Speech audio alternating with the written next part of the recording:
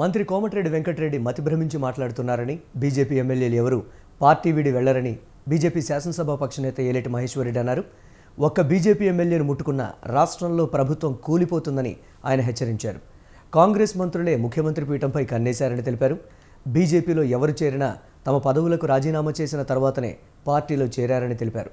గతంలో రేవంత్ రెడ్డి టీఆర్ఎస్లో చేరిన ఎమ్మెల్యేల గురించి ఏం మాట్లాడారో ఒక్కసారి గుర్తు చేసుకుంటే మంచిదని అన్నారు. పార్టీ మారిన ఎమ్మెల్యేలను రాళ్లతో కొట్టాలని పిలుపునిచ్చిన రేవంత్ రెడ్డి ఇప్పుడు బీఆర్ఎస్ ఎమ్మెల్యేలను కాంగ్రెస్లో ఏ విధంగా చేర్చుకుంటున్నారని అంటున్న ఏలేటి మహేశ్వరరెడ్డితో మా ప్రతినిధి Srinivas face to face. BJP ఎమ్మెల్యేల గురించి మాట్లాడే అర్హత కోమటిరెడ్డి వెంకటరెడ్డికి లేదని, ఒకవేళ బీజేపీ ఎమ్మెల్యేలను డిస్టర్బ్ చేస్తే 48 గంటల్లోనే రాష్ట్రంలో ప్రభుత్వం కూలిపోతుందన్నటువంటి విషయాన్ని ఏలేటి మహేశ్వరరెడ్డి అంటున్నారు. అయితే ప్రభుత్వం ఏ విధంగా కూలుతుంది అంటే ఎమ్మెల్యేలు మారే అవకాశం ఉందన్న విషయాన్ని ఏలేటి మహేశ్వరరెడ్డితో అడిగి తెలుస్తుందాం. సార్, మీరు ప్రభుత్వమే కూలిపోతుంది బీజేపీ ఎమ్మెల్యేలను ముట్టుకుంటే అని చెప్తున్నారు, ఏ విధంగా కూలుతుంది?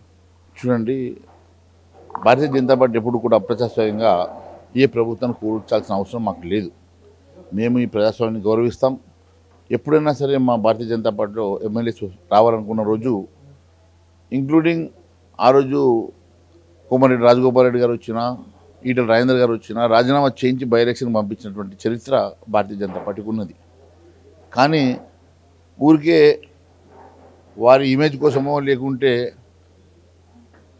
బీజేపీ ఎమ్మెల్యేలు మాతో టచ్లో ఉన్నారని అబద్ధాలు చెప్పేటువంటి కోమటిరెడ్డి వెంకటరెడ్డి గారికి నేనేమడుగుతున్నానంటే, మీరు గడ్కరీ గారిని మొన్న కలిశారు, అమిత్ షా గారిని కలిశారు, నడ్డా గారిని కలిశారు. దాని వెనుక మతలబ్ ఏమున్నది? మీరు మాకు టచ్లో ఉన్నారు, మీ వెంట కొంతమంది ఎమ్మెల్యేలు ఉన్నారు. రేవంత్ రెడ్డి గారికి ఏమైనా జరిగినా, వారికి 10 గడ్డం ఉన్నా, ఆ కుర్చీ మీద నీకు కన్నున్నది కాబట్టి నువ్వు మాకు టచ్లోకి వచ్చే ప్రయత్నం చేస్తున్నావు తప్ప మా ఎమ్మెల్యేలు మీతో టచ్లో రావాల్సిన అవసరం మాకు లేదు అని చెప్పి మేము చెప్తా ఉన్నాం. అనవసరంగా మా ఎమ్మెల్యేలని మీరు అనెతికల్గా తీసుకుపోవాలన్నా అలాంటి ఎమ్మెల్యేలు మా దగ్గర లేరు. మా వాళ్ళంతా కూడా గ్రాస్ రూట్ నుంచి వచ్చినటువంటి స్వచ్ఛమైనటువంటి ప్రజలకి వచ్చినటువంటి నాయకులు. అలాంటి ఆలోచన మా పార్టీలో ఎవరికి లేదు. మేము ఎప్పుడైనా, మీరు ఈరోజు పీసీ అధ్యక్షుడు ఉన్నప్పుడేమో గెలిచిన వేరే పార్టీలో గెలిచిన ఎమ్మెల్యే ఎట్లా తీసుకుంటారు వాళ్ళు చెప్పుతో కొట్టారని నువ్వే అన్నావు. ఈరోజు నువ్వే మరి నాగేంద్ర గారిని తీసుకుంటేవి, రాజీనామా చేపిస్తేవా? ఈరోజు మళ్ళా ఒక మేయర్ని తీసుకుంటేవి, రాజీనామా చేపిస్తేవా? ఈ రకంగా గతంలో ఒక మాట, ఈరోజు ఒక మాట మాట్లాడే ద్వంద్వ నాలిక వైఖరి మీది, నాది కాదు. మేము ఎప్పుడైనా స్వచ్ఛంగా ఉన్నాం. మీలాగా మేము ఆలోచన చేస్తే మీ ఎమ్మెల్యే మేము కింద పాఠకులు ఓపెన్ చేస్తే మీ ఎమ్మెల్యేలు మీ ఇక్కడ ఆగరు. ఎందుకంటే తుమ్ము దూసిపోయే ప్రభుత్వం నీది.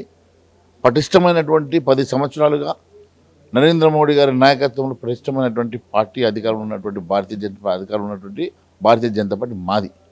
కానీ మేము అలాంటి ఆలోచన ఎప్పుడు చేయలేదు, అవసరం మాకు లేదని తెలియజేస్తున్నాం. ముఖ్యంగా అంటే మీ పార్టీలో కూడా హరీష్ కావచ్చు, తర్వాత రాజాసింగ్ అని పార్టీ కార్యకలాపాలకు దూరంగా ఉంటున్నారు.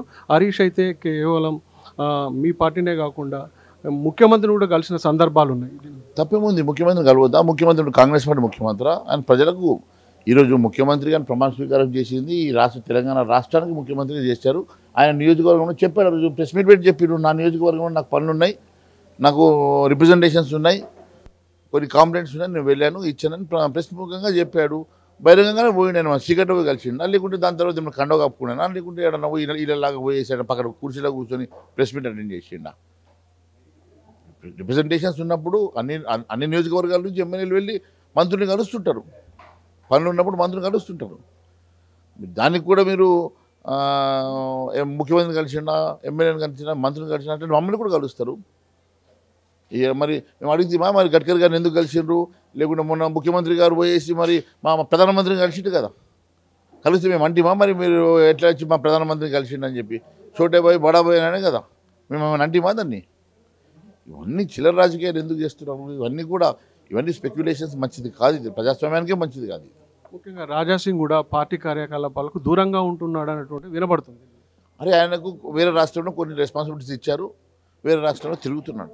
భారతీయ జనతా పార్టీ దేశవ్యాప్తంగా ఉన్నది. కొందరికి కొన్ని రాష్ట్రాల్లో, కొందరు జిల్లాలో రెస్పాన్సిబిలిటీ ఇచ్చారు, వారికి కూడా కొంత రెస్పాన్సిబిలిటీ ఇచ్చారు, వారు వెళ్ళారు. వాళ్ళు పార్టీ కోసమే పనిచేస్తూ ఉన్నారు. Thank you. మొత్తంగా ఈ ఎమ్మెల్యేలను ముట్టుకుంటే మాత్రం చాలా పెద్ద ఎత్తున బీజేపీ కూడా తీవ్ర పరిణామాలను సృష్టిస్తుందని, అదేవిధంగా ఎమ్మెల్యేలు దూరంగా లేరు, వాళ్ళకి ఇచ్చినటువంటి బాధ్యతలు నెరవేర్చే పనిలో ఉన్నారే తప్ప పార్టీ కార్యకలాపాల్లో పాల్గొంటున్నారన్న విషయాన్ని ఏలేటి మహేశ్వర్ రెడ్డి చెప్తున్నారు. కెమెరా పర్సన్ శ్రీనివాస్తో శ్రీనివాస్, స్వతంత్ర టీవీ, హైదరాబాద్.